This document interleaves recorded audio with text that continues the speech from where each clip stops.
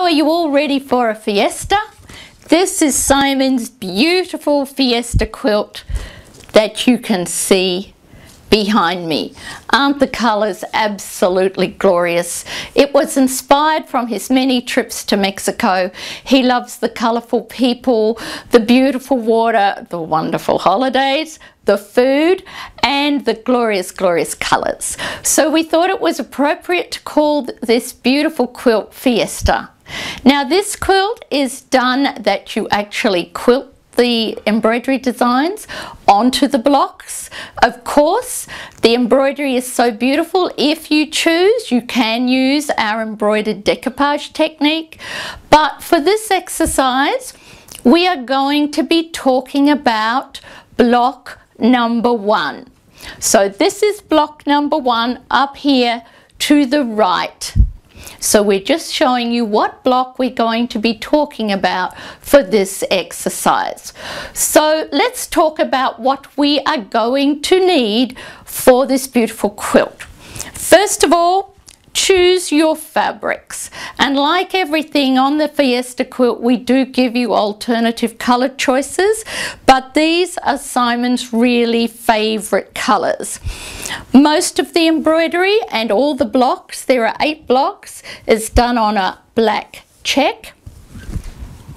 The 1-inch borders, yellow silk, the triangles, and the wider border on the orange, and of course our connecting rectangles are done on the red, and our borders are in black. Now, in keeping with what Simon loves, we've got the glorious matching vibrant colors. Nothing gives a nicer finish to your embroidery than rayon threads, with just a touch of Jenny's metallic gold thread. These are all my rayon threads. They sew absolutely gloriously, and if you have not sewn with these glorious threads, you've missed out. They really are superb. Now, if you choose to use cotton fabrics, please feel free to do so if you're more comfortable, but for this exercise we are going to be dealing with, just to confuse you, a different coloured silk. You will need Sheer Magic Plus. If you haven't worked with it, it's great, particularly for dense embroideries.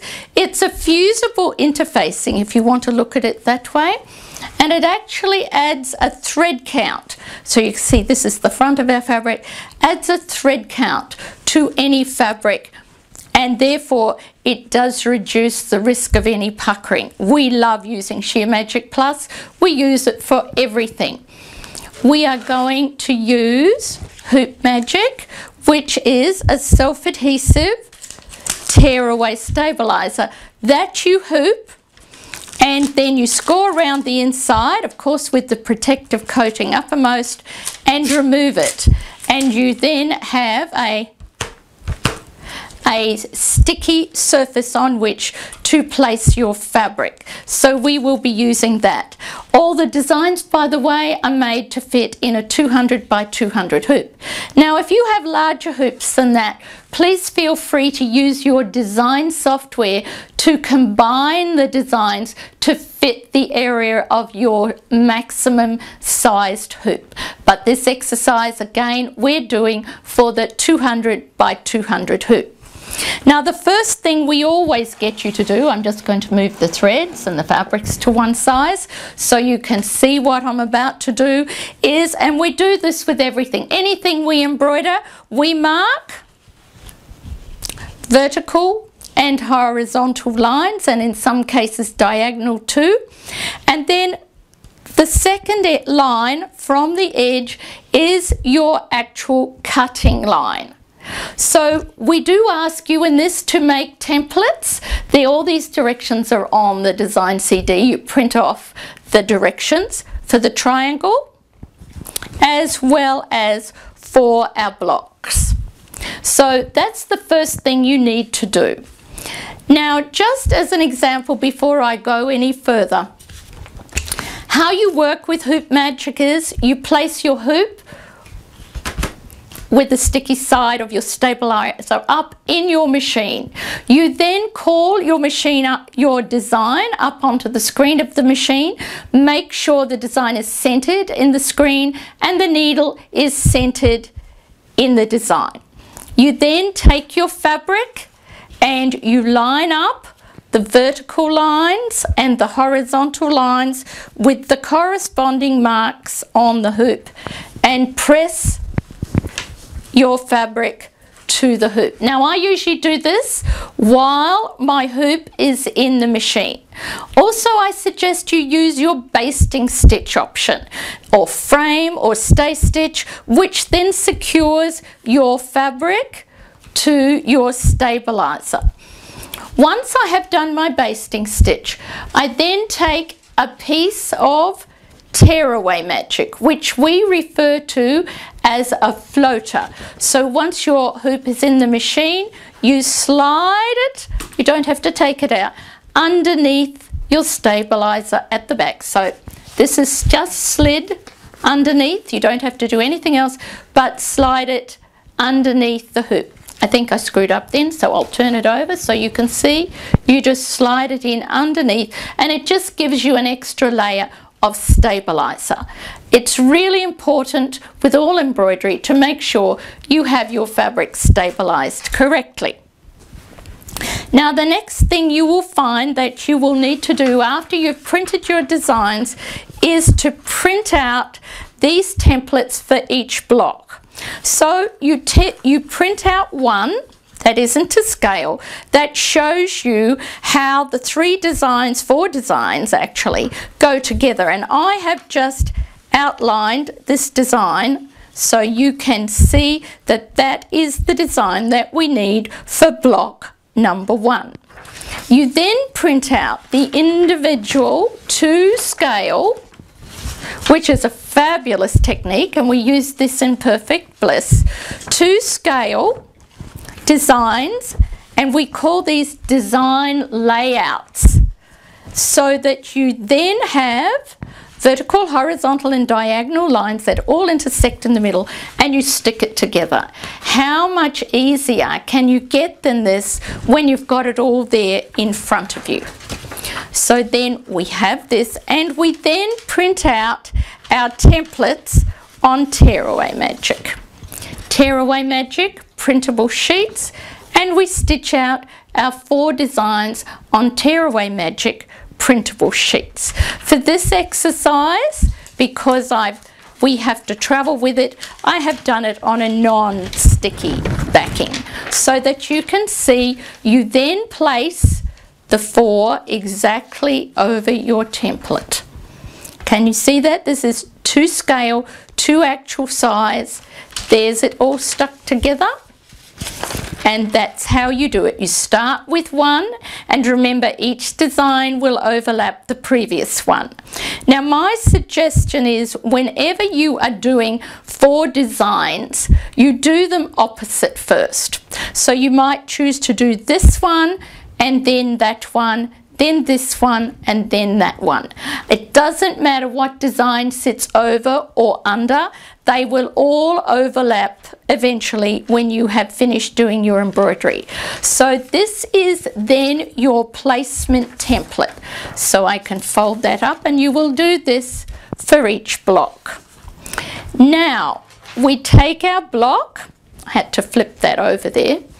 We take our block, and you can notice it's marked with vertical, horizontal and diagonal lines that intersect through the center of the design. Then you take your template and you place that over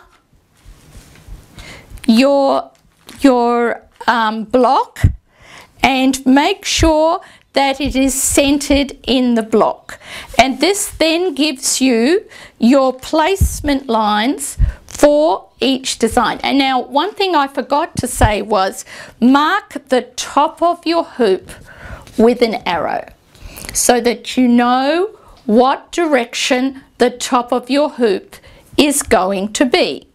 So you then take your template magic And you will notice we've scored around the inside with a pin and removed part of it only so you can reuse it.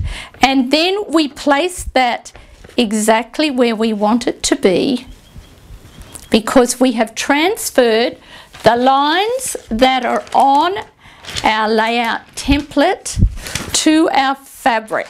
So you can see that that's where that one was marked, and we do that, and that's what our green lines are for. And you can see that they all intersect in the same place. So this gives us the exact position for us to embroider our design, so that if you are coming, for example, I've got my hoop in the machine. We're going to do a little bit of pretending here. We've got our design on the screen, and we have our needle centered. So therefore our horizontal line, this is the top of our hoop, our horizontal, our vertical lines all match up with the same positions on the hoop, and our needle then should sit right in the center there. How easy is that for you to do? You can even leave this on the hoop until you get your fabric in the perfect spot, and you then know that your design has to look the same here as it does on the screen of your machine. So that gives you like belt and braces for you to check and double check. So all your embroidery is done using Template Magic, our design layout diagrams, and then we mark the positions on our blocks. This is such an easy way to achieve wonderful large combination embroidery designs. I know this will make it so easy for you to do. Now I want to show you how to piece the quilt. I'm just doing a little bit of housekeeping here. So you will notice up on our quilt, if Laurie can come up to the top here, that our quilt is made up of a centre medallion, which is made up of 4 blocks, and they are sashed together with a 1-inch border. We have blocks in each corner which again have 1-inch borders around them, and then we have triangles, and then we have connecting rectangles. So I'm going to show you how to piece this section. Now, we didn't have the fabrics. My darling Robbie does all my step-by-steps, and I'm forever grateful to her. So when you have cut everything to piecing size, that's allowing for a 1/4 inch, we're going to ask you to do a little bit of imagining. So this is our block, and it's all embroidered, and we've cut it to piecing size. We have cut our triangles, which are these triangles, to piecing size, and we are now putting them over. This is our corner block.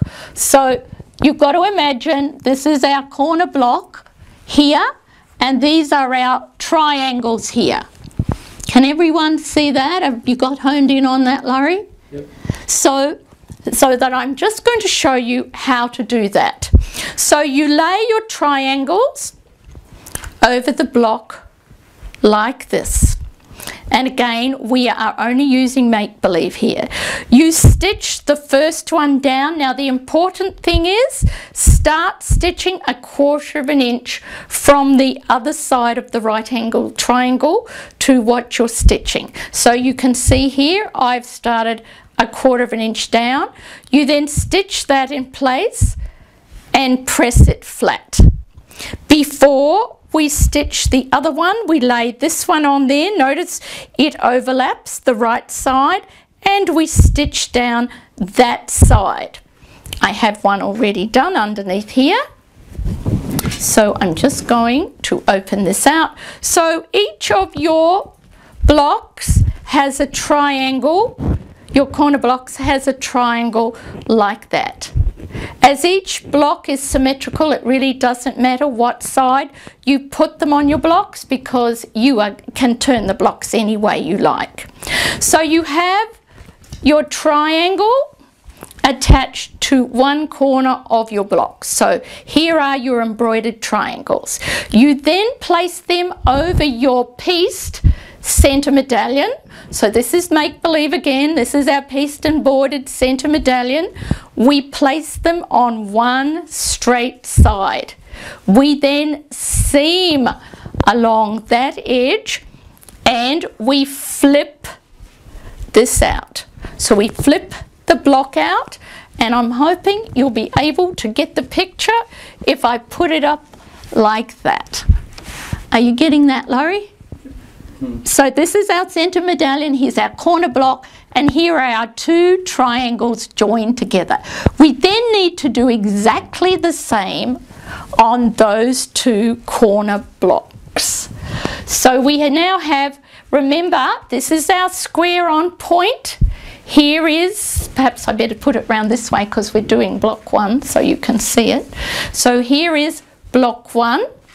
This is the block that we showed you, putting it together, and it is going to be, I'll just move this down this way a little bit further. This, oh, got a pin then. This is going to be on here. I'll just move all this down. So have you managed to hone in on that, Laurie? I'm working with a big piece. These are our make-believe embroidered connecting rectangles, and these are in red. So remember, these are our triangles, these are our connecting rectangles. So we put them right sides of fabric together. Now, this is a little trick that I have worked out. You need to have a pin here that marks the 1/4 inch seam allowance, and you need to have another pin here that corresponds with your 1/4 inch seam. I'm just going to pull this up because this is the only tricky part. So remember, we left the 1/4 inch open here of our triangle, so that is where we're going to start stitching. So you then seam these two pieces together. Now, I wouldn't have my pins horizontally, but I put them this way so I can then flip this back. So we do this piece all the way along, and then we flip this back. Now, this is the only really tricky part about it. So we're going to do this from the other side. So we need to now take this edge here, and then I'll take that pin out because that was a marking pin, and then you just stitch that edge along, and you do the same for the other side. Isn't that an absolutely fabulous way to make a glorious quilt like this? It is teaching you embroidery placement, it's teaching you how to use our wonderful design layout diagrams, template magic for perfect placement, and when you've achieved something like this, the luscious embroidery is absolutely glorious. I have to give our fabulously talented Kim Bradley, who does all our custom quilting, credit for the beautiful, beautiful quilting. Of course, I just want to mention that the borders are actually done in 3 sections. 1, 2, 3. So you don't have to worry about keeping your line straight for a really long strip of fabric, and then you seam them together. So you can, they all can be done up the same way. You will notice that this one goes this way, this one goes this way, and this one goes that way. So that's the way you put your borders together. So you do your borders, remember, in 3 different pieces. Piece them together, use your template magic again. I must say, when you have finished all your embroidery, what you have to do is place your actual cutting templates, and I do want to stress this so you can keep your embroidery centered. Use your square, your rectangle and your triangle cutting templates, place them again over each piece that you've embroidered, and remark your cutting lines if necessary. Then cut on the piecing lines and put everything together with a 1/4 inch seam. I know you will absolutely love doing this quilt. It's a little more advanced than some of the other quilts we've done, but we are trying to cater for those who are more skilled or more experienced, and this is something that I know you will all feel amazing when you have finished it. It is truly a bright spot in your life, so create your own fiesta.